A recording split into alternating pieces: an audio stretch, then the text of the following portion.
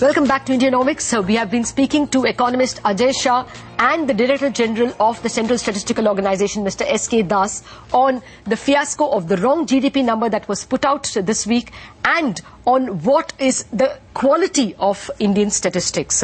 Mr. Das, not just the GDP, the bigger question that economists have about Indian statistics is the IIP data.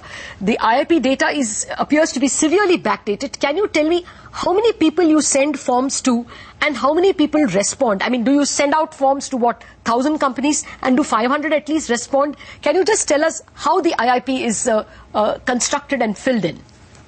Actually, for IIP, Index of Industrial Production, we are the compiling agency. But we don't collect data directly from the companies.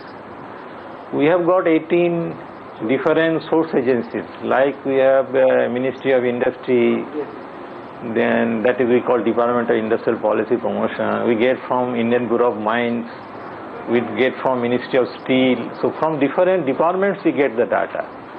And our largest supplier is DIPP, that is Department of Industrial Promotion. They are getting data directly from the because you know under Industrial Development and Regulation Act, they get the data under the Act. They get the data directly from the company. I'm asking you this because even now in the IIP index, you have items like type recorders, tape recorders, and typewriters, which obviously no one ever uses. So I want to know how many columns do you have, how many entries do you have in the IIP, and how much of it is actually updated? Actually, the updation of the item of basket that you are talking. Yes. This is done when we do the revision of the base year actually. Actually now the current base is 93-94 and 93-94 the use of the item that you are mentioning was quite relevant actually. But in this field of information technology and telecommunication, the things are changing so fast. Then now tape recorder has slowly become irrelevant. So we have revised our base to 2004-5. We have almost finalized it. We are waiting for the final approval from the appropriate authority.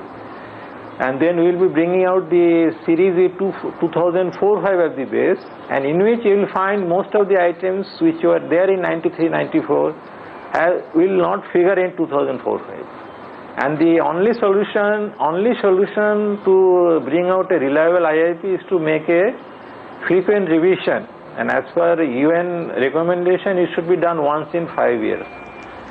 But and ours is already 15 years. In India, actually, we do it every 10 years, actually. Before 93-94, no, sir. Mr. Das, it is 15 years now. But when will the new IIP index be available to us, you think? Actually, we have already prepared the note and we are waiting for the approval of the cabinet, actually. We have already made the note and sent our proposal to the committee of secretaries, and then it goes to the cabinet.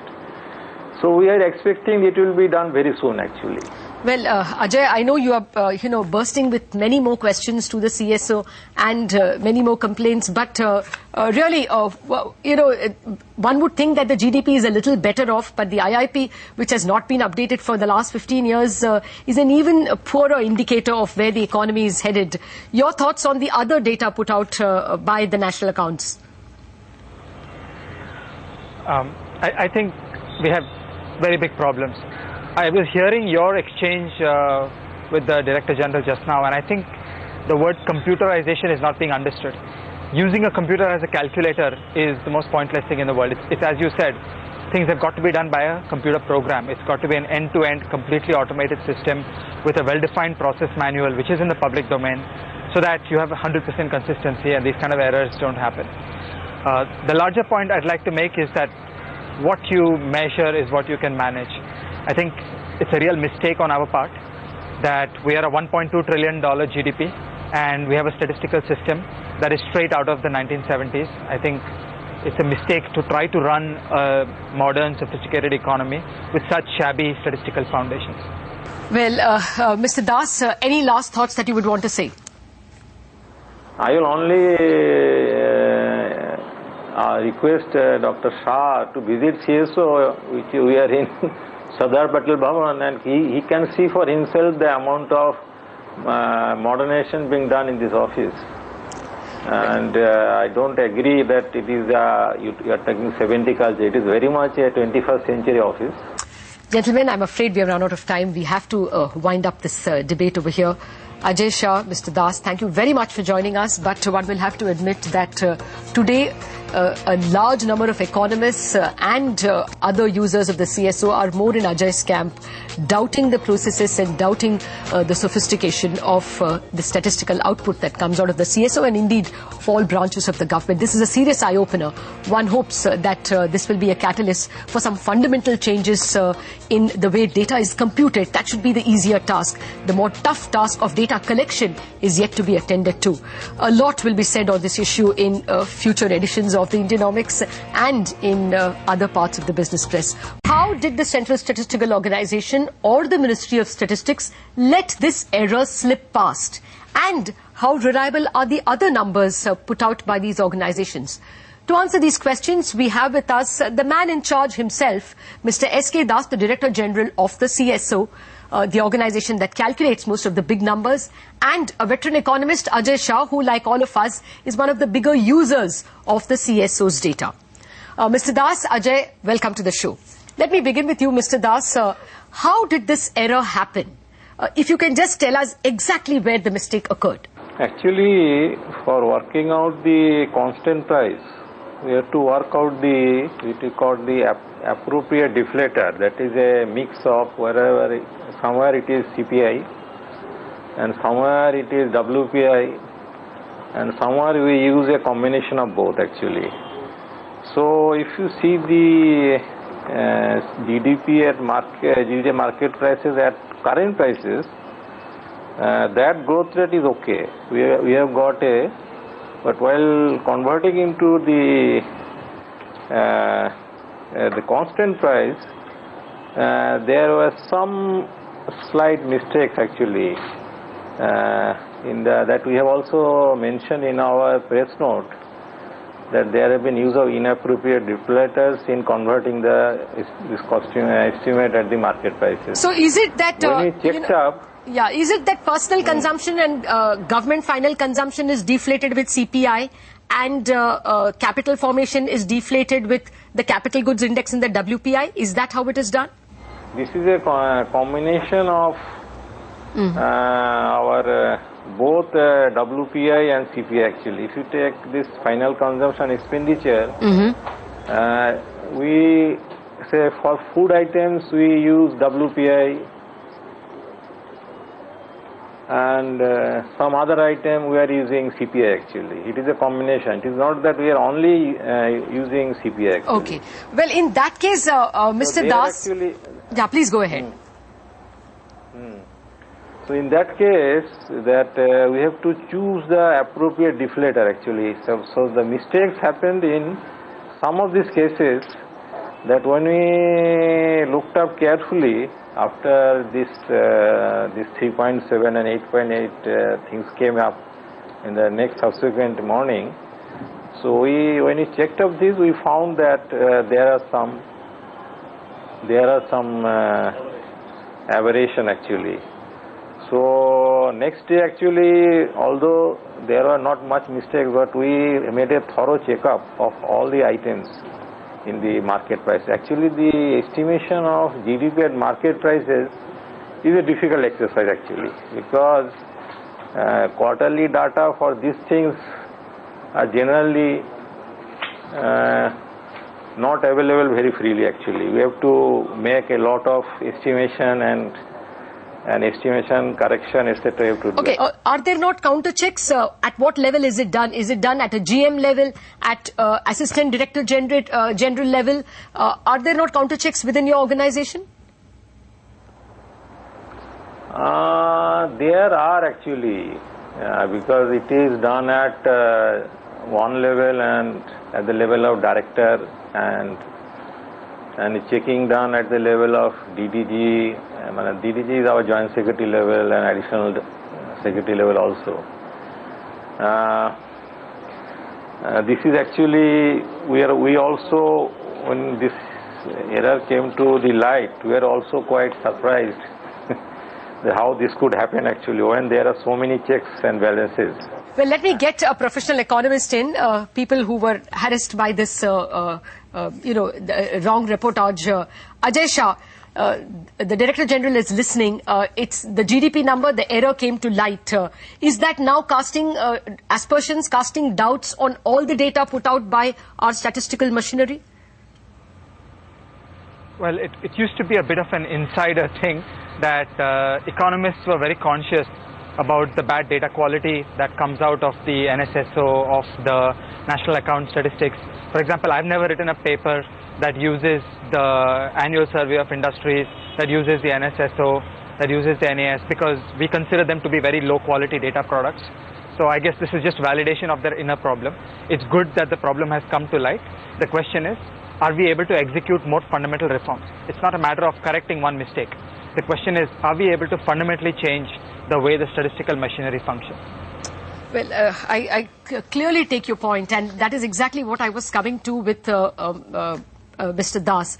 Mr. Das, how is the machinery itself organized?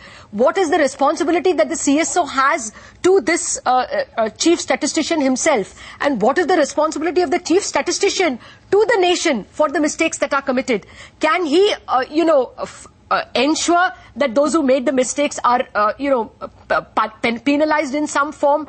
No, first of all, to the point made by Ajay Shah, actually, the statistics brought out by our national accounts, actually this is, you can see, if you see the international forum also, these are all appreciated, and I don't know that nobody is using it. In fact, if you see the people around us, everybody sees and was happy with the data brought out by NS. And we are bringing out this quarterly estimate since quite long, and as per the SDDS of IMF, and I don't think that we have ever made a mistake. It is a very rare phenomena. So I don't know how Ajay Shah made this point that he is not using the data of NSSO. If you see the amount of users of NSSO data, it is quite astonishing that in the last 3-4 years the number of users have gone up tremendously. Well, let me come back to get away from this issue of responsibility and to the question of quality of data that Ajay is raising. Ajay, can you go ahead, even if you can point out the first 2 or 3 problems you have with this data? Yeah. Well, one is a very fundamental point in how a data shop should be organized. Okay, I don't know how CSO works, but I have a suspicion. I have a suspicion that they're using spreadsheets and that these things are being done manually. So when you say that somebody else checks the data, it actually makes me extremely nervous. Okay, if you want high quality in a data shop, there should be complete computerization. The numbers should come out from a computer program, and no human being should be involved in any way with the functioning of the computer program. So I spent some years inside CMIE, and all the statistics that come out, the household survey information, the firm level databases, they're completely processed by computer. You debug the computer software and then it just works. You don't rely on a human being in the picture. So I actually get very nervous when you start saying that are there multiple human beings who do the same calculation with a spreadsheet over and over. Spreadsheets are actually not a safe form of calculation, and people who do professional work with data will always build a software system, and then human beings will not interfere with the functioning of the software. In terms of the deeper questions of data quality, in the national accounts in good countries, there is an entire expenditure side which is based on a household survey. In India, it's really a bit fake because we don't have a household survey. The entire expenditure side is mostly just made up. In the Indian Express, Mr. Raghavan has an article where he quotes an ADB study about data quality. A comparison has been done in all the Asian countries, and I seem to remember India is ahead of Pakistan and Bangladesh, but for the rest we are at the bottom.